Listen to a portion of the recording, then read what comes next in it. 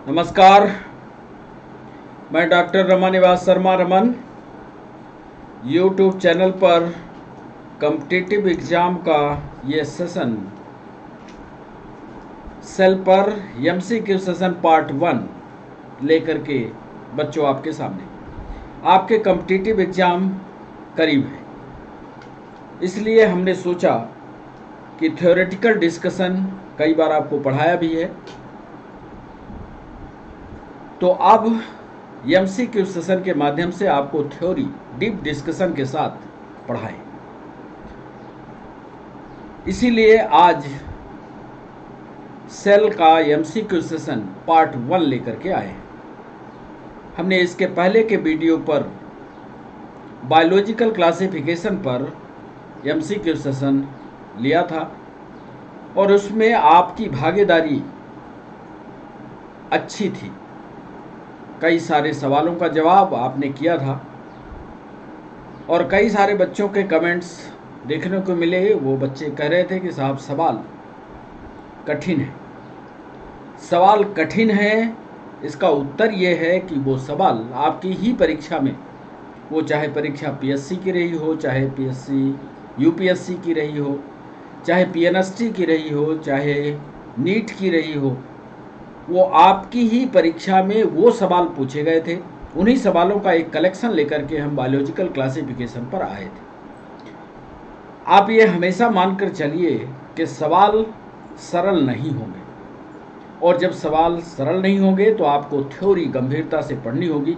और थ्योरी यदि आपकी गंभीर रूप से तैयार है, अंदर तक तैयार है, तो सवाल कहीं से भी आए आपसे जवाब बने। तो ये सेशन जो है, जो हम कोशिका पर लेकर के आए हैं, ये भी पिछले 10 साल के सवालों का एक कलेक्शन है। आज 15 सवालों का एक कलेक्शन लेकर के हम आपके बीच हैं और इन 15 सवालों को आपके साथ डिस्कस भी करेंगे। क्यों इसका उत्तर पहला ही होगा, क्यों इसका उत्तर दूसरा होगा, क्यों इसका उत्तर तीसरा होगा। और जब आप इस डिस्कशन के पूरे सेशन में शुरू से लेकर के अंतिम तक बने रहेंगे हमारे साथ, तो आपकी थ्योरी भी मजबूत होती चलेगी। जब सारे प्रश्नों को हम आपसे पूछ लेंगे तो सेशन के अंत में इसके उत्तर हम आपको बताएंगे और साथ ही साथ एक सुपरफिशियल स्टडी कोशिका की भी करवाएंगे। और जब अगला वीडियो एक दिन के अंतराल के बाद फिर रिलीज करेंगे, फिर आपके स्क्रीन पर दिखाएंगे, तो वो एमसीक्यू सेशन कोशिका पर ही पार्ट 2 होगा। इसलिए आप 2-3 दिन कोशिका पर ही सब कुछ तैयार कर लीजिए। हमारे साथ थ्योरेटिकल डिस्कशन आप कोशिका पर खुद करिए और हमारे साथ एमसीक्यू सेशन में भाग लीजिए और आप अपनी तैयारी को मजबूती से देखिए। क्या आप इस तैयारी के लिए तैयार हैं?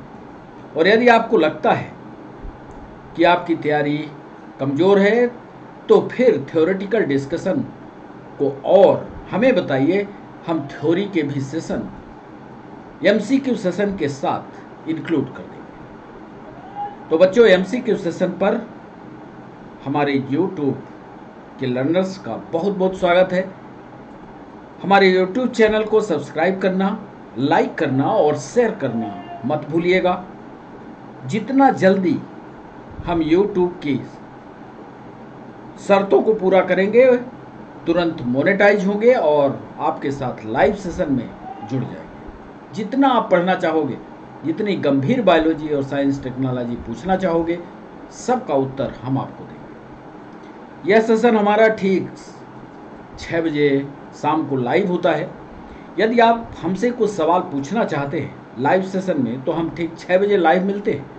साइंस और टेक्नोलॉजी का कोई भी सवाल, चाहे सेल से जुड़ा हो या साइंस और टेक्नोलॉजी का कोई भी सवाल कहीं से भी हो, आप कमेंट बॉक्स में लिखिए, हम तुरंत उसका जवाब देंगे और आप संतुष्टिपूर्ण जवाब पा सकोगे। इसलिए लाइव सेशन में आप एक दिन छोड़कर अगले दिन आप हमें मिला करिए। ठीक 6 बजे ये क्लास लाइव होती है। आप अपने सवाल रखिए, जवाब हम देंगे। तो चलें सेशन की ओर। और आज हम सवाल आपसे पूछने जा रहे हैं सेल पर। हमने रखा है MCQ session on sale part 1 for all competitive exam. और पहला सवाल आपके स्क्रीन पर लिखने जा रहे हैं और पहला सवाल रहा बच्चों ये। Question number 1। पहले सवाल को सोचिएगा, समझिएगा, तब करिएगा। और पहला सवाल एक परीक्षा में पूछा गया, जो नर्सिंग की परीक्षा होती है पीएनएसटी में यह सवाल आया है। अब देखिए, आप अपने आप को टेस्ट कीजिए, क्या यह सवाल आप कर पाते हैं। निम्न में से कौन सा स्टेटमेंट, निम्न में से कौन सा स्टेटमेंट सही नहीं है। आपको यह बताना है, जितने 4 स्टेटमेंट हम लिखेंगे उसमें गलत स्टेटमेंट कौन है यह आपको बताना है। पहला स्टेटमेंट ए, लाइसोसोम एक कोशिका का अंग है। यदि आपने कोशिका पढ़ी है या हमारे पुराने वीडियो को देखा है, पुराने वीडियो को आप अच्छी तरह से पढ़िए। और यदि आप पुराने वीडियो को पढ़ेंगे तो सारे उत्तर आपसे बनेंगे, क्योंकि हम विस्तार से कोशिका को पढ़ा रहे हैं और आगे पढ़ाएंगे भी। तो पहला स्टेटमेंट यह है कि लाइसोसोम का निर्माण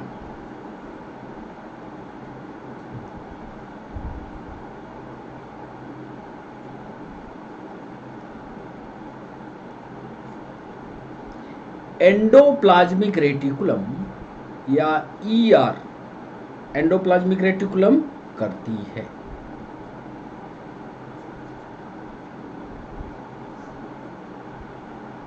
आपको गलत स्टेटमेंट बताना है, ध्यान रखिएगा। कौन सा स्टेटमेंट सही नहीं है, यानी गलत स्टेटमेंट को बताना है। दूसरा उत्तर लिखा, दूसरा स्टेटमेंट लिखा, लाइसोसोम के अंदर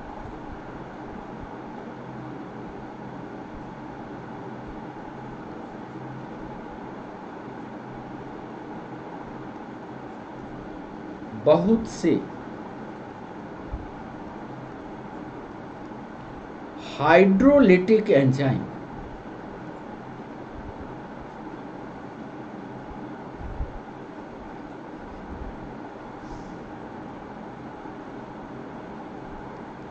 पाए जाते हैं।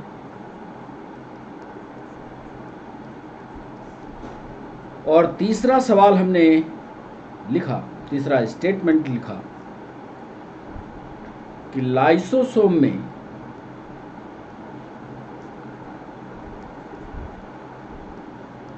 पाए जाने वाले एंजाइम सिर्फ अम्लीय माध्यम में ही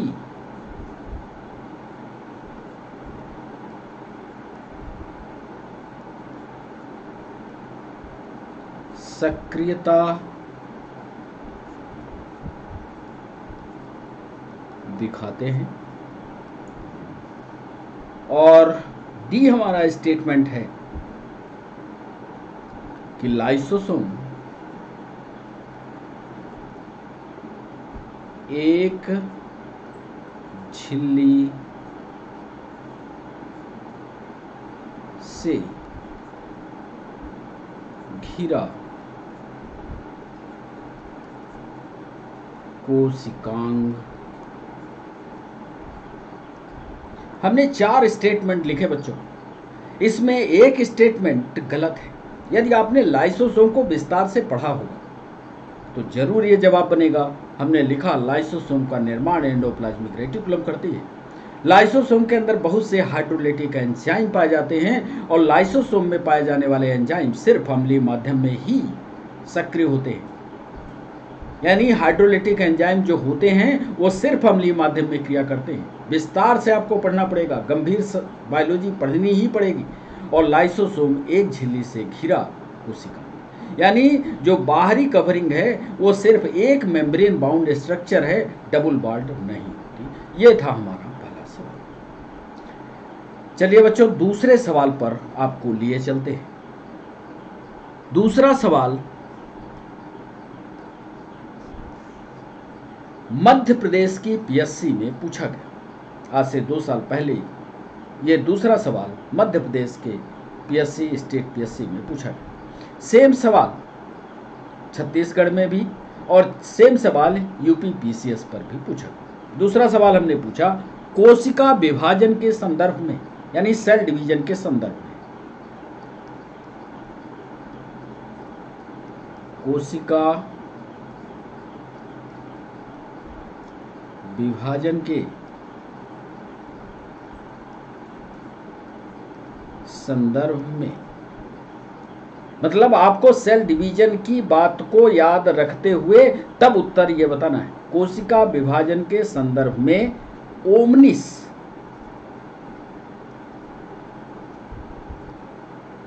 सेलुला इसेलुली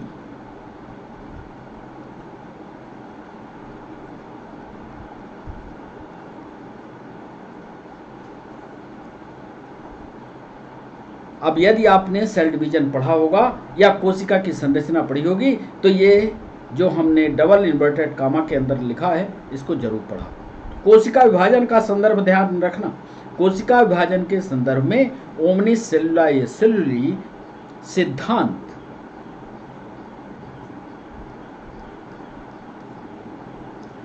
किस वैज्ञानिक के द्वारा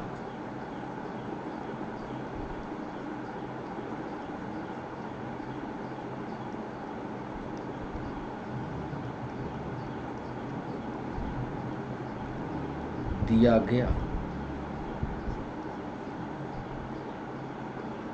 ए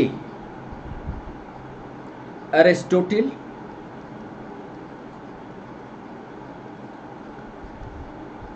बी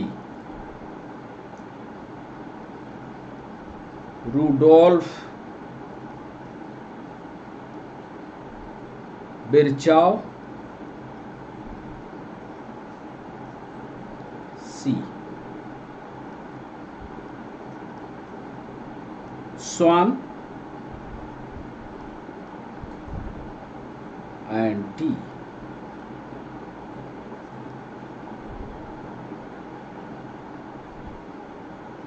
स्लीडन।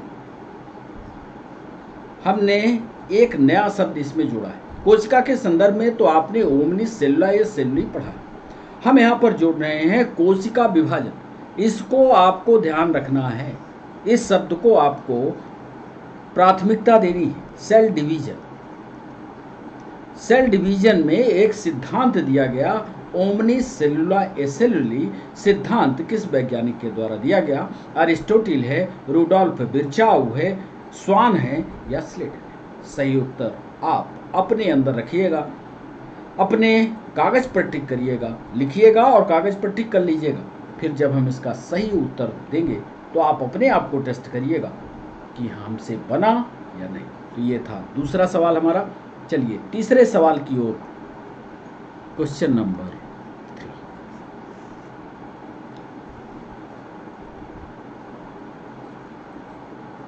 तीसरा सवाल एमपीएसआई में पूछा गया, निम्न में से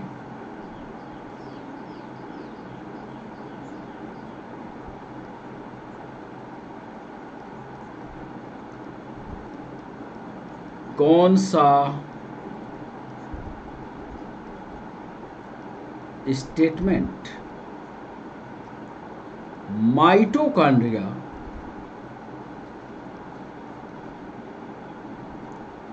के लिए गलत है?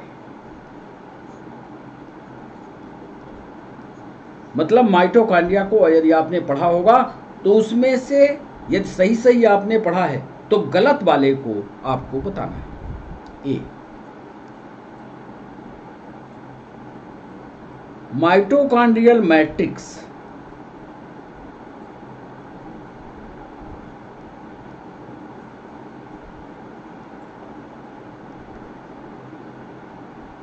में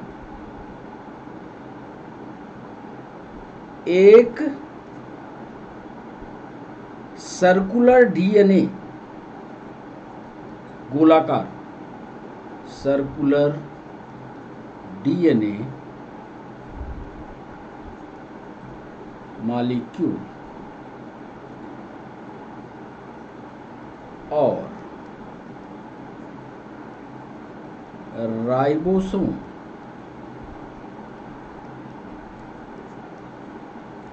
पाए जाते हैं।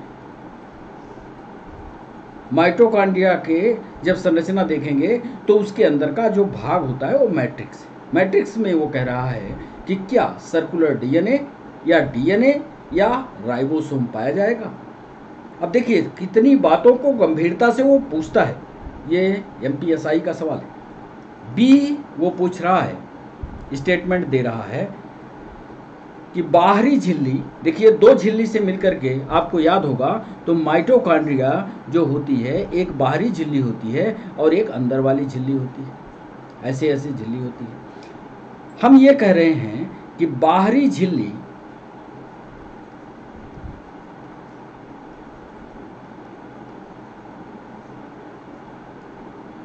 कार्बोहाइड्रेट,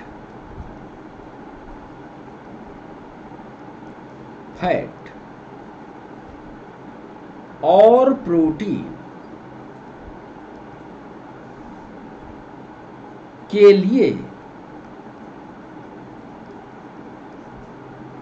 पारगम्य होती है, परमिएबल होती है।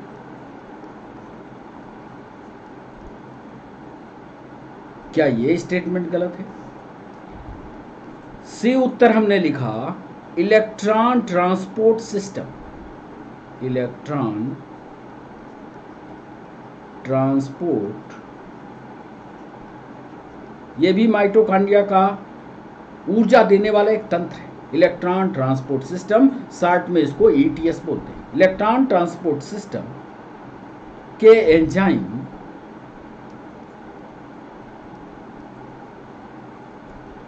बाहरी झिल्ली में धसे होते, एम्बेडेड होते। आप जानते हो कि माइटोकॉन्ड्रिया को ऊर्जा का घर कहा जाता है और ये इलेक्ट्रॉन ट्रांसपोर्ट सिस्टम जो है ऊर्जा बनाता है। तो ये कह रहा है वो कि क्या ये स्टेटमेंट गलत है कि इलेक्ट्रॉन ट्रांसपोर्ट सिस्टम के जितने भी एंजाइम हैं वो सब इस झिल्ली में दबे होंगे।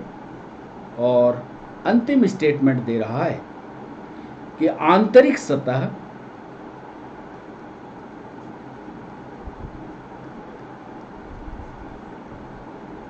अंदर की तरफ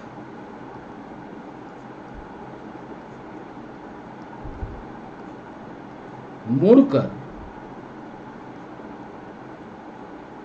उंगली जैसे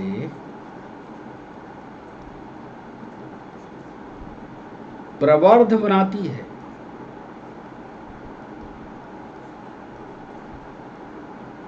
ये चार स्टेटमेंट उसने दिया कि कौन सा स्टेटमेंट माइटोकॉन्ड्रिया के लिए गलत है। आपको ये बताना है कि माइटोकॉन्ड्रियल मैट्रिक्स में एक सर्कुलर डीएनए होगा और राइबोसोम होगा। दूसरा स्टेटमेंट कह रहा है बाहरी झिल्ली कार्बोहाइड्रेट, फैट, प्रोटीन के लिए पारगम्य होगी। और तीसरा स्टेटमेंट दे रहा कि इलेक्ट्रॉन ट्रांसपोर्ट सिस्टम के एंजाइम बाहरी झिल्ली में एम्बेडेड होते हैं। और चौथा स्टेटमेंट दे रहा है कि आंतरिक सतह अंदर की तरफ मुड़ करके उंगली जैसे प्रवर्ध बनाती है। चित्र में भी दिख रहा है, इसलिए चौथा तो पक्का ही नहीं होगा। चित्र को ध्यान से देखो तो चौथा तो पक्का नहीं होगा। इस तरह से आप पढ़ने की, थ्योरी पढ़ने की कोशिश करो। आगे तो हम वीडियो जब डालेंगे, अभी तो हम आपको टेस्ट कर रहे हैं आप कोशिका के बारे में कितना जानते हो। यदि आपने कमेंट बॉक्स में लिखा कि हमें थ्योरी पढ़ना है तो थ्योरी भी लाएंगे। अभी सिर्फ एमसीक्यू का सेशन चला करके आपको परीक्षा के स्थान तक पहुंचाते हैं। आप में पढ़ने की एक भावना जागृत हो कि सवाल कितने स्तर तक, कितनी गहराई में पूछ रहा है। तो यह तीसरा सवाल। चौथा सवाल देखिएगा, क्वेश्चन नंबर 4, निम्न में से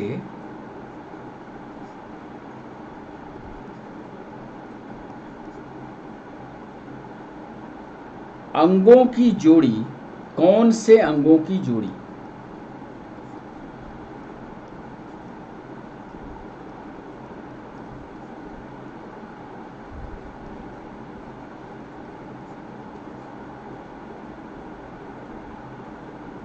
में डीएनए नहीं पाया जाता? ऐसे 2 कोशिका के अंग आपको बताने हैं जिसमें डीएनए नहीं पाया जाता। है तो सरल सवाल, पर जोड़े में पूछ लिया, और जोड़े में कैसे आप उत्तर दोगे? ए, नाभिकीय झिल्ली, न्यूक्लियर मेम्ब्रेन।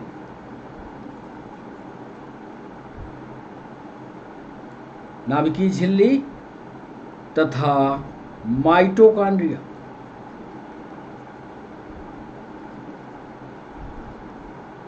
बी, माइटोकॉन्ड्रिया और लाइसोसोम।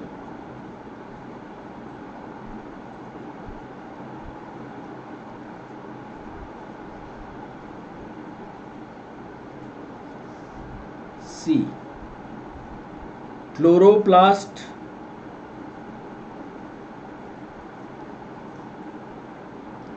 And vacuole. वैक्यूल का की हिंदी होती है रिक्तिका। और डी में दिया लाइसोसोम एंड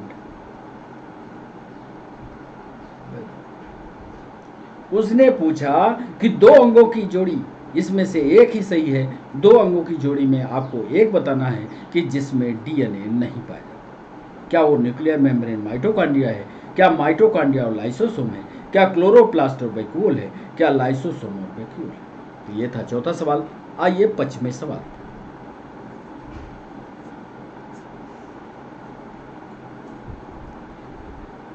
पांचवें सवाल पर यूपीएससी में 2 कॉलम बनाया।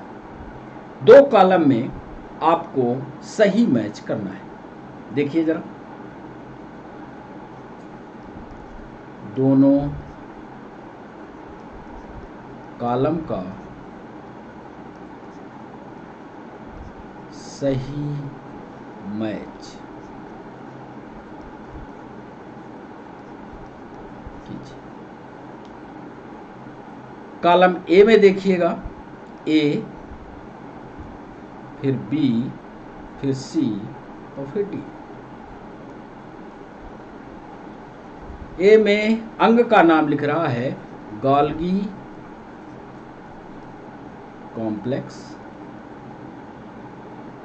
इसके सामने नंबर 1 इस तरह डाल करके लिख रहा है प्रोटीन का निर्माण, प्रोटीन सिंथेसिस। आप हिंदी, हम मुंह से बोल रहे हैं, आप कोशिश करिएगा हिंदी, यदि आप लिखते होंगे तो हिंदी लिख लीजिए। प्रोटीन का निर्माण गोल्गी कॉम्प्लेक्स करता है क्या? दूसरे अंग का नाम लिख रहे हैं लाइसोसोम। यहां पर 2 नंबर डाल करके लिख रहे हैं उत्सर्जी पदार्थों को, उत्सर्जी पदार्थों को एकत्रित करना।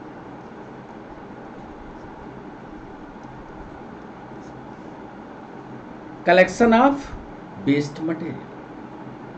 तो तीसरे में जो अंग लिखने जा रहे हैं बच्चों, वो है वैक्यूल यानी रिक्तिका। उसके सामने लिखने जा रहे हैं ग्लाइकोप्रोटीन।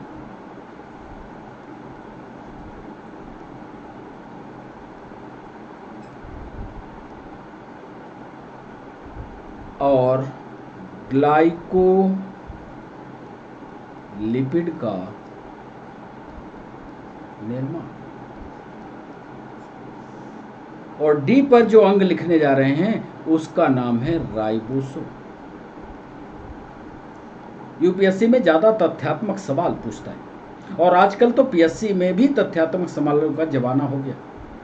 अब यहाँ भी तथ्यात्मक सवाल आने लगे हैं, इसलिए आप सतर्क रहिएगा, आपको थ्योरी पढ़नी ही पड़ेगी। राइबोसोम, और राइबोसोम के सामने लिख रहा है बायोमॉलिक्यूल्स का,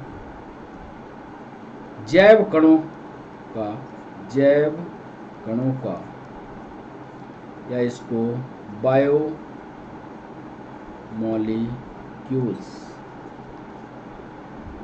का।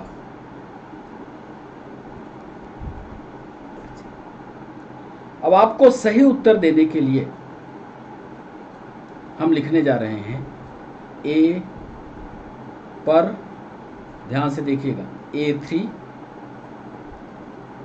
B4 C2 D1।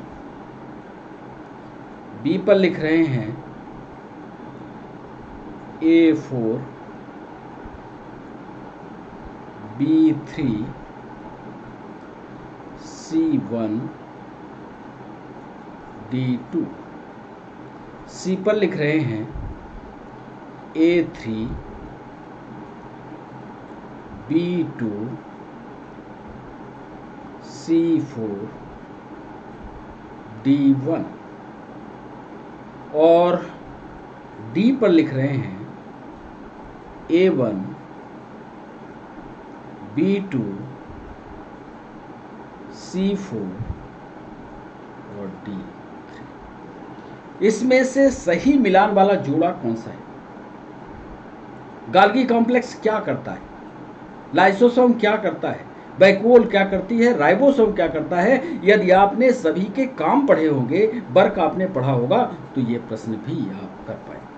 ये है तथ्यात्मक सवाल, थ्योरेटिकल डिस्कशन इसी को कहते हैं, तथ्य वाले सवाल इसी को कहते हैं। आपको अंदर घुस करके बायोलॉजी को पढ़ना होगा, सेल को पढ़ना होगा, तो सवाल आपसे बनेगा। छठवां सवाल,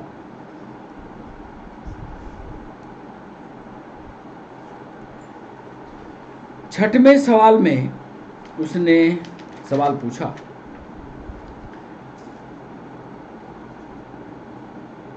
कि गाल्गी कॉम्प्लेक्स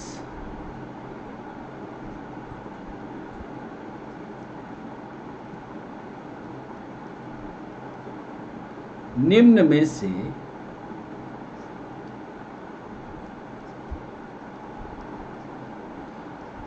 किस क्रिया में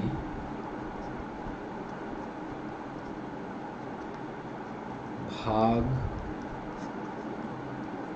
लेता है? आप यदि क्लास में आ गए हैं तो जाइएगा नहीं।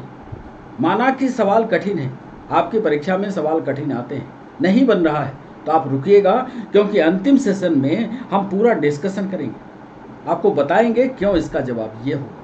और फिर इसके बाद अभी एमसीक्यू पार्ट 1 लेकर के आए हैं, पार्ट 2 लाएंगे, पार्ट 3 लाएंगे, और सेल जब तक तैयार नहीं कर देंगे तब तक एमसीक्यू लाते ही रहेंगे। तो गाल्गी कॉम्प्लेक्स निम्न में से किस क्रिया में भाग लेता है? ए, फैटी एसिड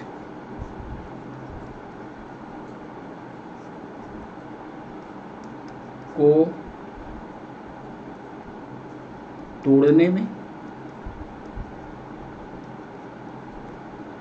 बी, स्रावी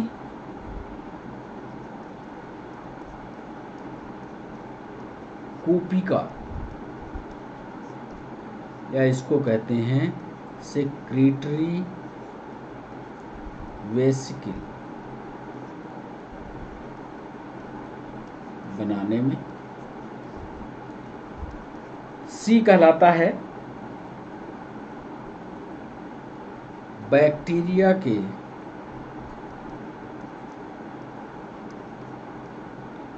श्वसन में।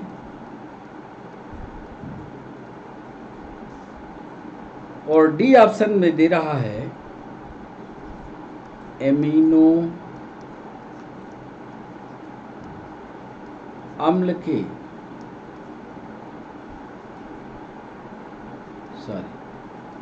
सक्रिय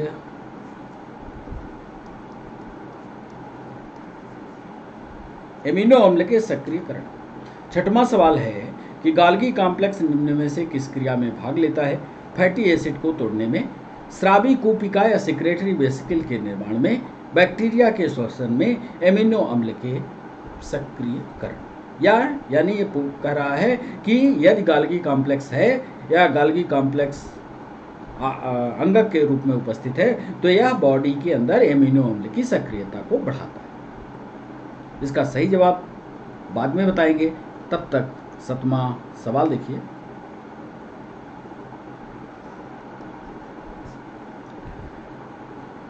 निम्न में से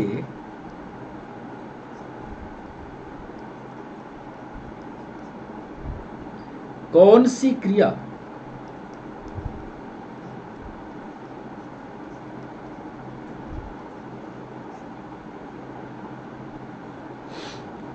RER रफ एंडोप्लाज्मिक रेटिकुलम खुरदुरी एंडोप्लाज्मिक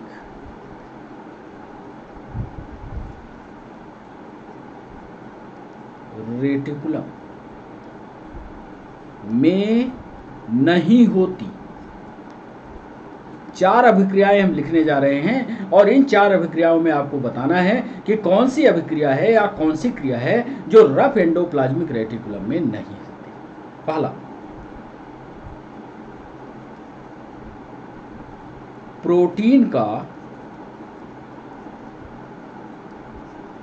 सतहीकरण, या इसी को अंग्रेजी में कहेंगे तो फोल्डिंग ऑफ प्रोटीन। बी में लिख रहे हैं प्रोटीन का एक प्रक्रिया होती है, ये भी प्रोटीन के निर्माण में ही, शायद आपने ना पढ़ा हो, इसको किसी दिन हम विस्तार से समझाएंगे। ग्लाइकोसाइलेशन, ये भी प्रोटीन के निर्माण की एक प्रक्रिया है। सी, पेप्टाइड का विखंडन,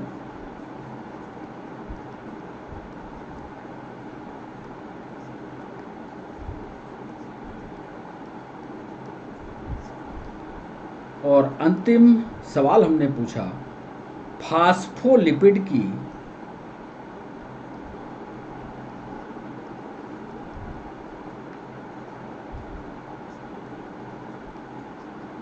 सिंथेसिस या फास्फोलिपिड का बनना।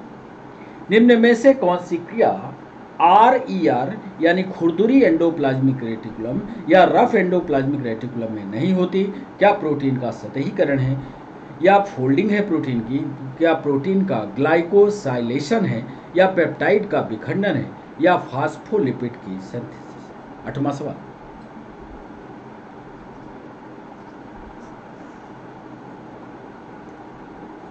मध्य प्रदेश PSC का, छत्तीसगढ़ PSC का यह सवाल, निम्न में से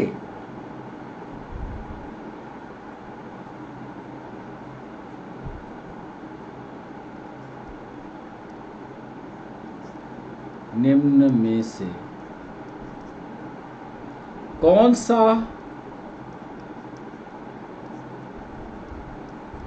ऑर्गेनेल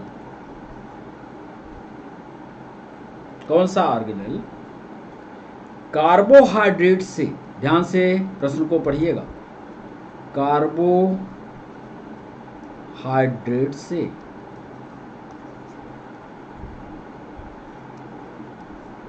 ऊर्जा लेकर ATP का निर्माण करता है?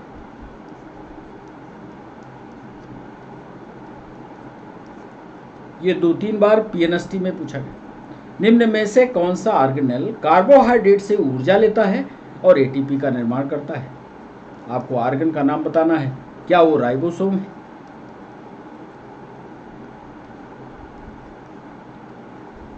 बी में आपको बताना है क्लोरोप्लास्ट है क्या वो?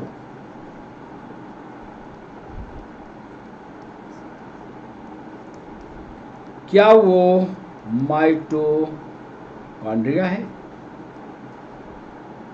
और अंतिम में बताना है कि क्या वो लाइसोसोम्स है। 8वें सवाल पर उसने पूछा है कि कौन सा ऑर्गेनल है जो कार्बोहाइड्रेट से ऊर्जा लेकर एटीपी का निर्माण करता है। क्या वो राइबोसोम है, क्या वो क्लोरोप्लास्ट है, क्या वो माइटोकॉन्ड्रिया है, क्या वो लाइसोसोम है। और चलिए 9वें सवाल की ओर।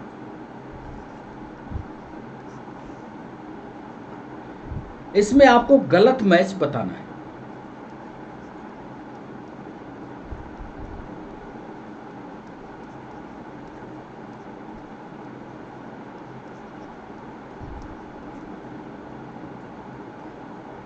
देखिएगा कौन सा इसमें गलत मैच है। गैस बैकबोन,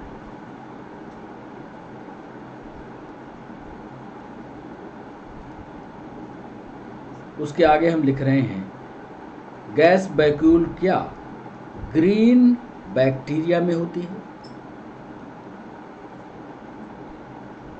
बी लिख रहे हैं large central vacuole, large central vacuole. बड़ी रिक्तिका किस में होती है? ये एनिमल सेल, जंतु कोशिका की। सी में कह रहा है प्रोटिस्ट यानी प्रोटिस्टा में पाए जाने वाले जो जीव होते हैं क्या वो यूकैरियोटिक है? और डी में उसने पूछा, बताया कि मैथोजेंस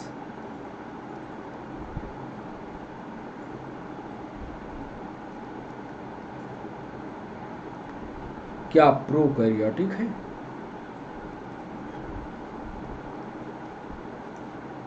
या मिथोजेंस क्या प्रोकैरियोटिक के हिस्से में आते हैं? इसमें से गलत मैच आपको सेलेक्ट करना है। क्या वो गैस बैक्यूल है, क्या large central vacuole animal cell में है, क्या वो प्रोटिस्ट यूकैरियोटिक होते हैं, क्या मिथोजेंस प्रोकैरियोटिक हैं। और 10वां सवाल,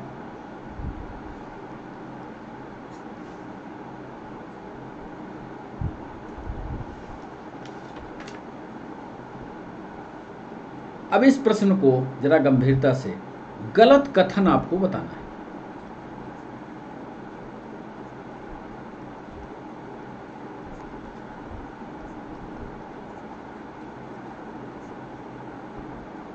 ए,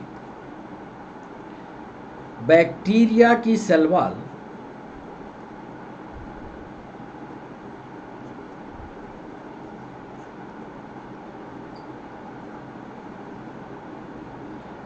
पेप्टिडोग्लाइकन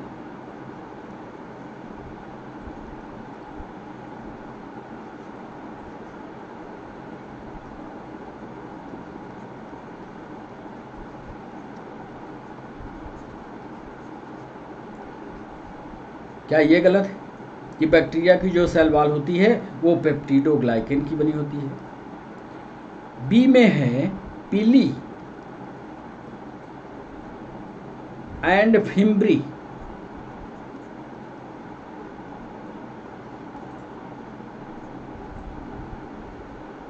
ये दो रचनाएं मुख्य रूप से, इसका चित्र भी आगे हम दिखाएंगे, मुख्य रूप से बैक्टीरिया को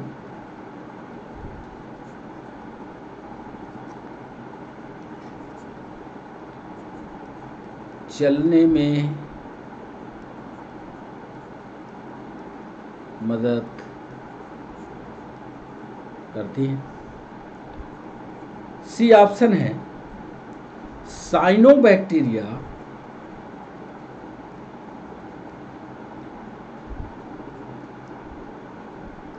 में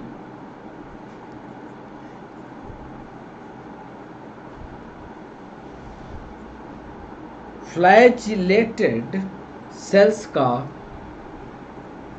कशाभिकीय कोशिकाओं का, सेल्स का अभाव होता है। और डी ऑप्शन में दे रहे हैं आपको माइकोप्लाज्मा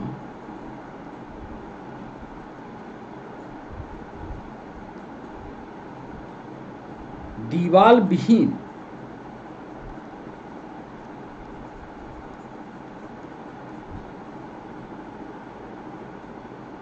माइक्रो ऑर्गेनिज्म है। 10वें सवाल पर हमने पूछा आपसे, गलत कथन आपको बताना है कि बैक्टीरिया की सेल वॉल जो होती है पेप्टिडोग्लाइकेन की बनी होती है। पिल्ली और फैम्ब्री मुख्य रूप से बैक्टीरिया को चलने में मदद करती है। साइनोबैक्टीरिया में फ्लैजिलेटेड सेल्स का अभाव होता है। और डी में हमने कहा माइकोप्लाज्मा दीवाल विहीन माइक्रो ऑर्गेनिज्म। आइए 11वें सवाल पर।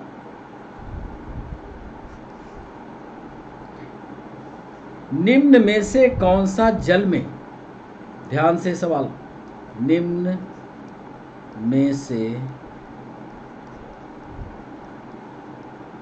कौन सा जल में घुलनशील रंजक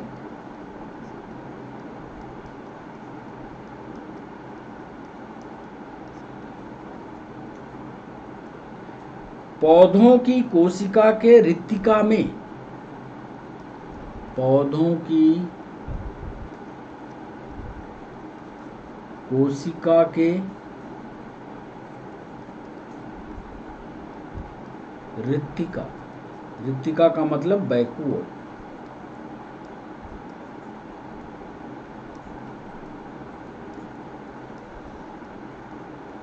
पाया जाता है। आपको यह याद होगा कि एक रिक्तिका होती है। अब रिक्तिका की साइज पर हमने सवाल पहले पूछ लिया। अब इस रिक्तिका में ऐसे पिगमेंट का आपको नाम बताना है जो जल में घुलनशील हो। काम भी आपको याद होना चाहिए। ए में लिख रहा है वो कैरोटीनॉइड्स, क्या ये पिगमेंट है? बी में कह रहा है एंथोसाइनिन,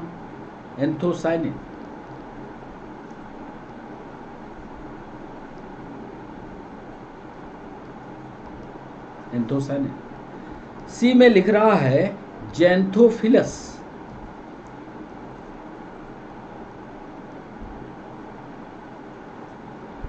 और अंतिम डी में कह रहा है क्लोरोफिलस।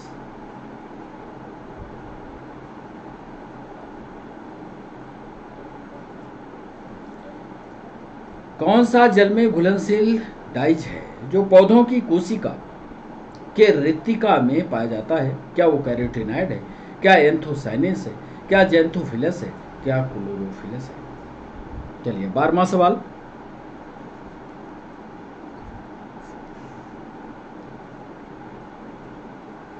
निम्न में से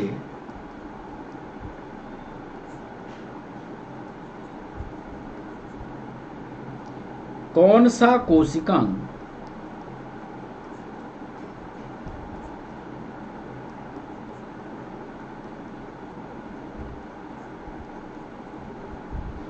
एक कोशिकीय झिल्ली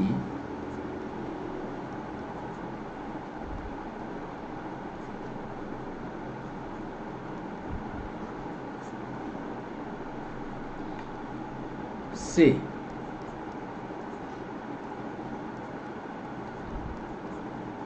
घिरा होता है? 4 कोशिकाओं के नाम हम लिखेंगे। इसमें आपको बताना है कि जो सिंगल वॉल्ड संरचना है वो कौन सी है। ए पर लिख रहे हैं लाइसोसोम, बी पर लिख रहे हैं न्यूक्लियाई, सी पर लिख रहे हैं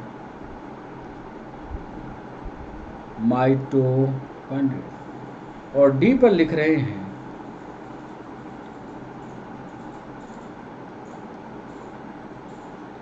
कौन सा कोशिकांग एक कोशिकीय झिल्ली से कवर अप होगा, यह आपको बताना है। क्या वो लाइसोसोम है, क्या न्यूक्लियाई है, क्या माइटोकॉन्ड्रिया है और क्या क्लोरोप्लास्ट है। चलिए 13वें सवाल पर ले चलते हैं आपको। 13वें सवाल पर हमने पूछा है कि निम्नलिखित में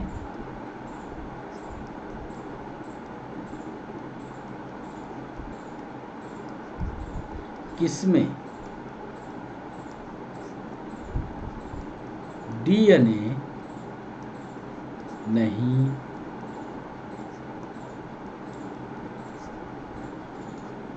आपको उस अंग का नाम बताना है जिसमें डीएनए नहीं पाया जाता। नंबर ए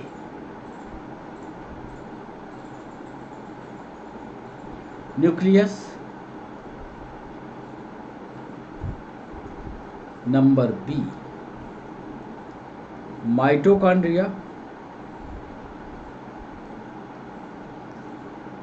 नंबर सी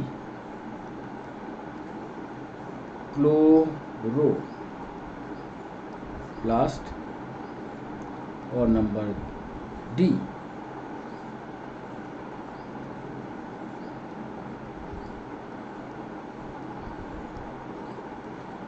ये 4 अंग दिए हुए हैं और इन चारों अंगों में से आपको अंग वो बताने हैं जिसमें डीएनए नहीं पाया जाता। न्यूक्लियस है क्या वो माइटोकॉन्ड्रिया है, क्या क्लोरोप्लास्ट है और क्या राइबोसोम है। 2 सवाल और बचे हैं बच्चों, 14 और 15 नंबर का। इन दोनों सवालों को कराने के बाद आप एक सेल के बारे में संरचना आपको बताएंगे। 2 रचनाएं आपको मिली हैं कि बैक्टीरिया में पिली और फिम्ब्री 2 रचनाएं होती हैं, वो किस काम के लिए हैं। इसके पहले आपको उत्तर बताएंगे, फिर चित्रों को समझाएंगे। तो 14 नंबर का सवाल,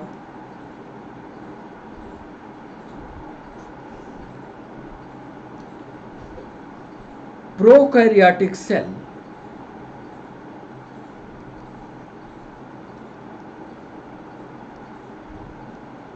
प्रोकैरियोटिक सेल में नहीं होता।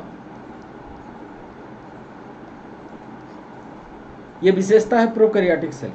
हमने पूछा कि प्रोकैरियोटिक सेल में नहीं होता, तो क्या नहीं होता। ए लिख रहे हैं, ध्यान से उत्तर करिएगा, सारे उत्तर के नजदीक है। मीजोसोम। बी लिख रहे हैं प्लाज्मा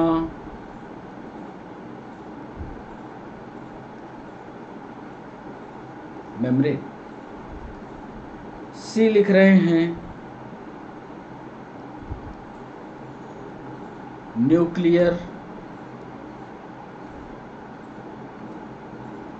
नाभिकीय झिल्ली। ये प्लाज्मा मेम्ब्रेन है, ये नाभिकीय झिल्ली है। और अंतिम लिख रहे हैं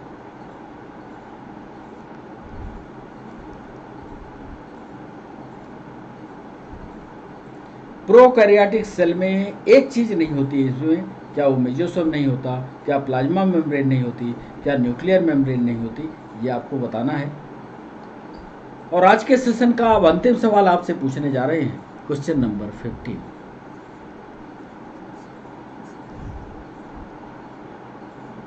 नाभिकीय झिल्ली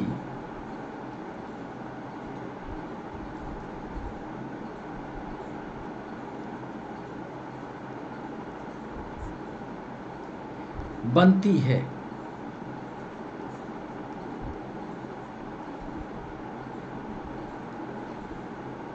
नाभिकीय झिल्ली कहाँ, न्यूक्लियस के चारों तरफ। हमने सवाल ये पूछा है कि नाभिकीय झिल्ली किससे बनती है, आप बताइएगा।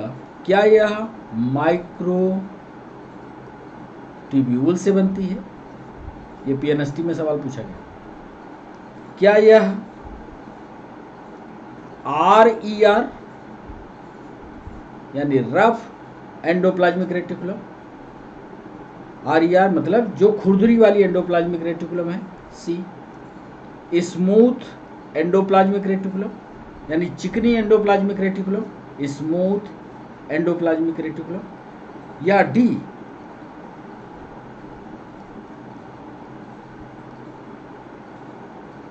गोल्गी कॉम्प्लेक्स या गोल्गी एपरेटस। हमने 15वें सवाल यानी अंतिम सवाल में आपसे पूछा कि नाभिकीय झिल्ली किसकी बनी होती है, क्या वो माइक्रोट्यूब्यूल है, क्या रफ एंडोप्लाज्मिक रेटिकुलम है, क्या स्मूथ एंडोप्लाज्मिक रेटिकुलम है, क्या वो गोल्गी बॉडी या गोल्गी कॉम्प्लेक्स है। ये 15 सवाल हमने आपसे पूछे हैं।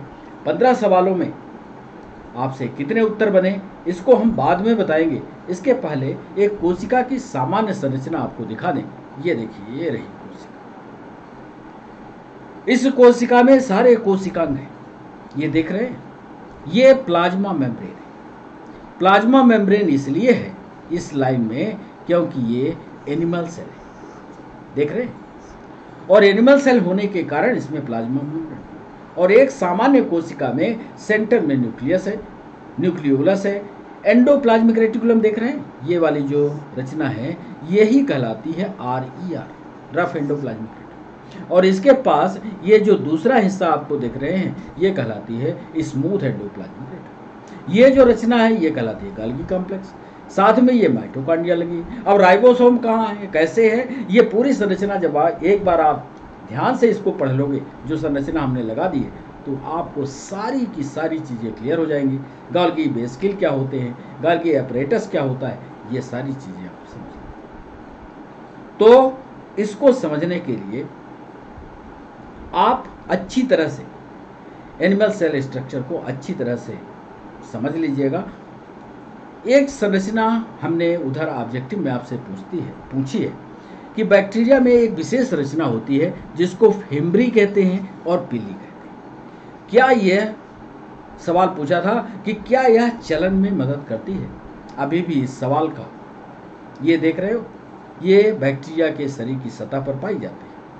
और ये बैक्टीरिया की संरचना में ये सवाल UPSC ने पूछा है, SI ने भी पूछा है, PNST ने भी, और झारखंड की PSC ने भी सवाल को पूछा। तो फेम्ब्री और पिली ये जो रचनाएं होती हैं ये किस के लिए, क्या ये चलने में मदद करती हैं, ऐसा हमने पूछा है उधर। तो अभी इसको राज ही रहने देते हैं। जब लौटेंगे इधर तो फिर आपको बताएंगे कि पिली और फेम्ब्री क्या करते हैं। ये संरचना यहाँ आपको दिखाई है। अब चलते हैं उत्तर की ओर, और पहले आपको उत्तर दिखा दें फिर सेशन का समापन करें।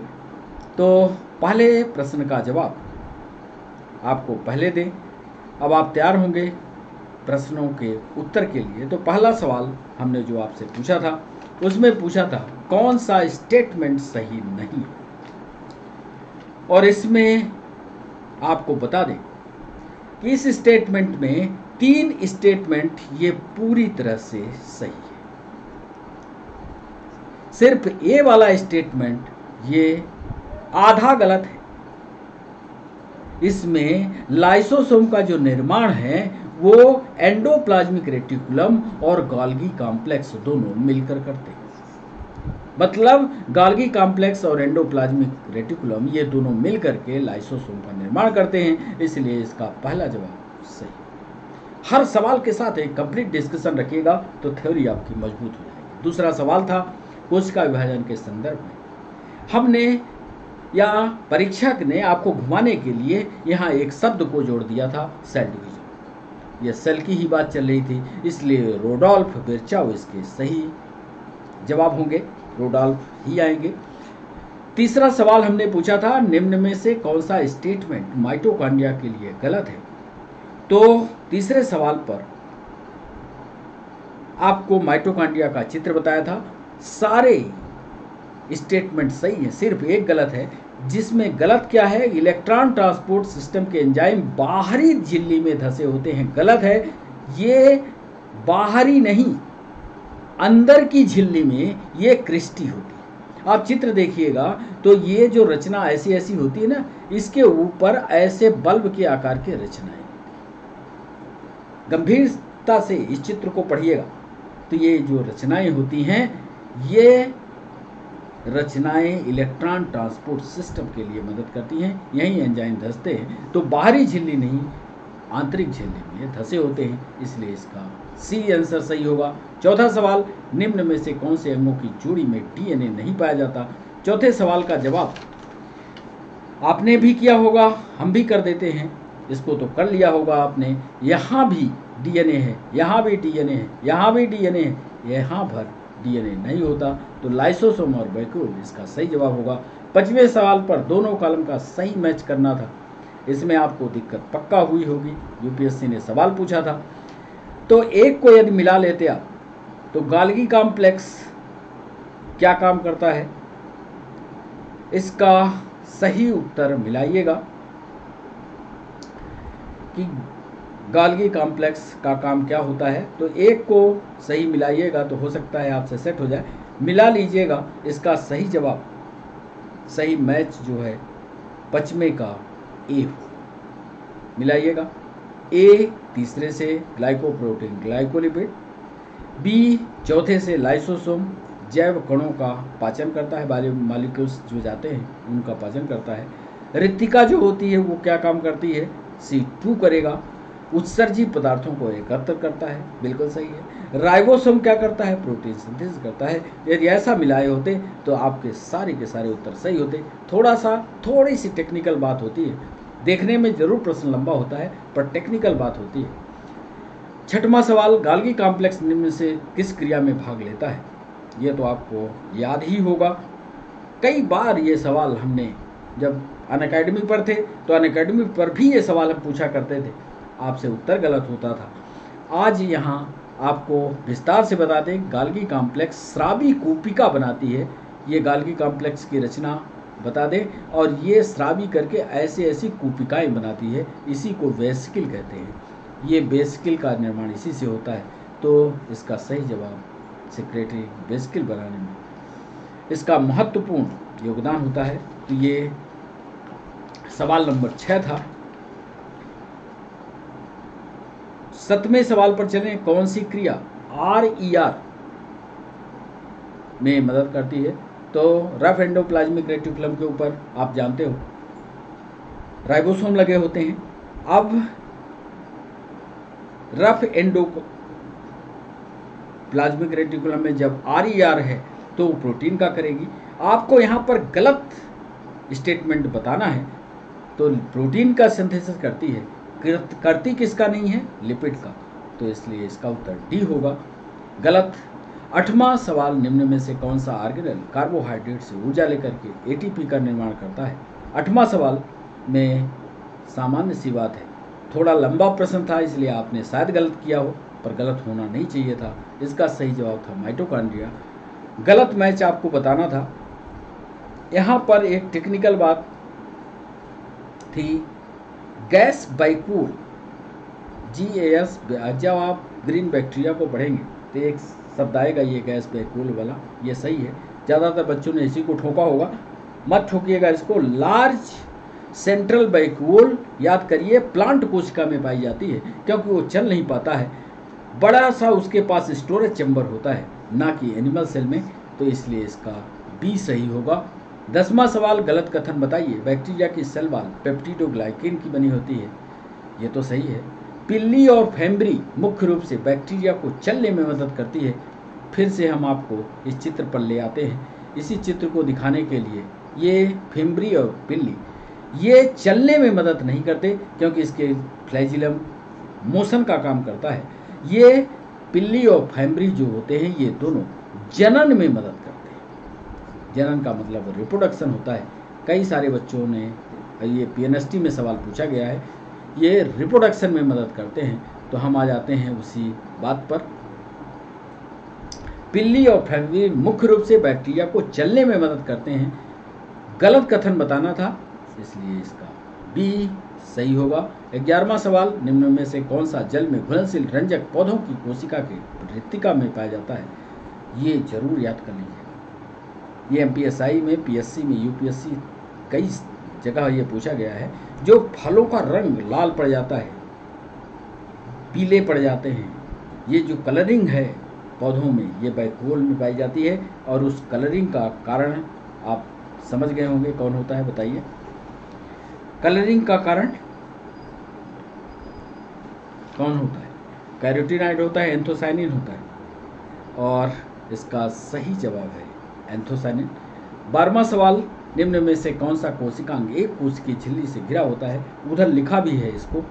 तो एक कोश की झिल्ली मतलब एक ही दीवार होती है, वो होता है लाइसोसोम। 13वां सवाल हमने पूछा था, निम्नलिखित में से किस में डीएनए नहीं पाया जाता? तो इसका सही जवाब था राइबोसोम। प्रोकैरियोटिक सेल में क्या नहीं होता, ये सवाल हमने पूछा। तो आप जानते हो कि प्रोकैरियोटिक सेल में नाभिक स्पष्ट नहीं होता। जब नाभिक स्पष्ट नहीं होगा तो नाभिकीय झिल्ली नहीं होगी, नाभिकीय झिल्ली नहीं होती। और अंतिम सवाल आपसे ये पूछा था कि नाभिकीय झिल्ली किससे बनती है? माइटोट्यूब्यूल से, आरईआर से, एसईआर से, गाल्गी कॉम्प्लेक्स से। यह सवाल भी बच्चों नाभिकीय झिल्ली बनने का यूपीएससी ने पूछा था। यह सवाल नेटिव में भी आया था, पीएनएसटी में भी। शायद ये आपसे ना बना हो, पढ़ लीजिएगा। यह रफ एंडोप्लाज्मिक सेल डिवीजन के समय ये नाभिकीय झिल्ली गायब हो जाती है और ये इसको बाद में फिर बनाने का काम रफ एंडोप्लाज्मिक रेटिकुलम करता है। तो याद कर लीजिएगा, रफ एंडोप्लाज्मिक रेटिकुलम। तो ये 15 सवाल आज हमने आपसे पूछे। आज इसका पार्ट 1 हमने किया था। इसका आगे का पार्ट जारी रखा जाए कि नहीं, थ्योरी पढ़ाई जाए, ये आप कमेंट बॉक्स में हमें बताइएगा कि और एमसीक्यू लाया जाए, एमसीक्यू का ही सेशन रखा जाए। ये आपको अपने कमेंट बॉक्स में हमें बताना है। आप हमारे साथ इस पूरे सेशन में जुड़े रहे, इसके लिए सभी बच्चों का बहुत बहुत शुक्रिया। चैनल को सब्सक्राइब करना, चैनल को लाइक करना, ये आपकी जिम्मेदारी है। आप अपनी जिम्मेदारी कीजिए, हम पूरी अपनी ताकत लगाते हैं। साइंस और टेक्नोलॉजी को इंटरेस्टिंग बनाए रखने के लिए आपको गहराई से पढ़ना। तो बच्चों, आप सबका बहुत बहुत शुक्रिया। आप ज़रूर बताइएगा एमसीक्यू का सेशन लाया जाए कि फिर थ्योरी लाई जाए। तो आप कमेंट बॉक्स में हमें बताइएगा। बच्चों, बाय बाय, नमस्कार।